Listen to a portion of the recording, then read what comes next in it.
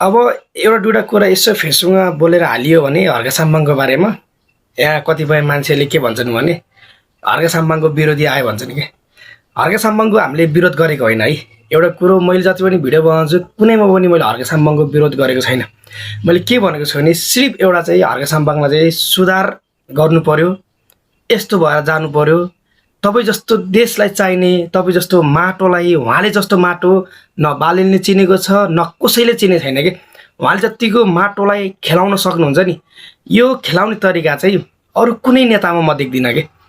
तर हामीले चाहिँ के भनेको भने धेरै बोल्नाले चाहिँ र धेरै रिस गर्नाले आफू चाहिँ सकिन लागेको अवस्थामा पुगिसके कि होइन। यी धेरै बोलेर नै यी 82 को चुनावमा यी जम्मा 3 सिटमा थन्केका हुन्। नत्र यिनी धेरै नबोल्ने भए यिनी बालेन जसरी नै चुपचाप आफ्नो काममा लागिराख्ने भने लगभग राष्ट्रिय स्वतन्त्र पार्टी पहिलो नम्बरमा र दोस्रो नम्बरमा माटो हुन्थ्यो कि।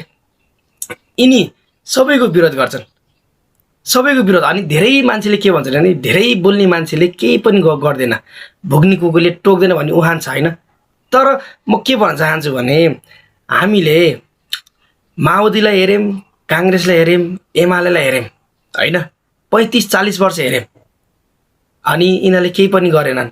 र अहिले राष्ट्रिय स्वतन्त्र पार्टी आयो नि त, तिनीहरूलाई चाहिँ नेपाली जनताले जरैदेखि फालिदिए।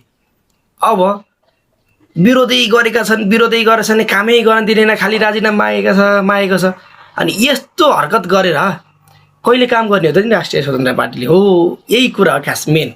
हामीलाई माया छ, हर्का साम्बाङ दाईको माया छ। हर्का साम्बाङ दाई देशको लागि चाहिने व्यक्ति हो, एउटा निडर एकदम नडराइकन बोल्ने भनेको एउटा ज्ञानेन्द्र साई र यी हर्का साम्बाङ दाई हो। यी हर्का साम्बाङ दाई आगामी चुनावमा चाहिँ होइन, यिनी चाहिँ प्रधानमन्त्री बन्ने दावेदार हुन् नि त। तर यिनको बोलीले गर्दा यिनले अब अरूलाई अब आलोचना गर्ने मैयुम मात्रै मैयुम भन्नेले यिनलाई चाहिँ बिगारे के हो।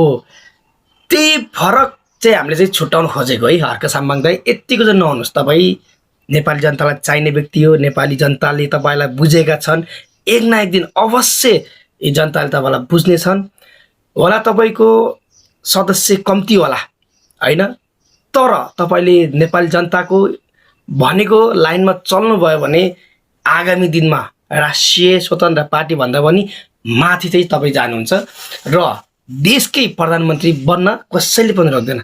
सिर्फ यति हो कि लेन ढिप्पी छोडिदिनुहोस्, मैले भनेको हुनुपर्छ भन्ने पनि छोडिदिनुहोस्, मिलेर जानुपर्छ भन्ने सोच राख्नुहोस्।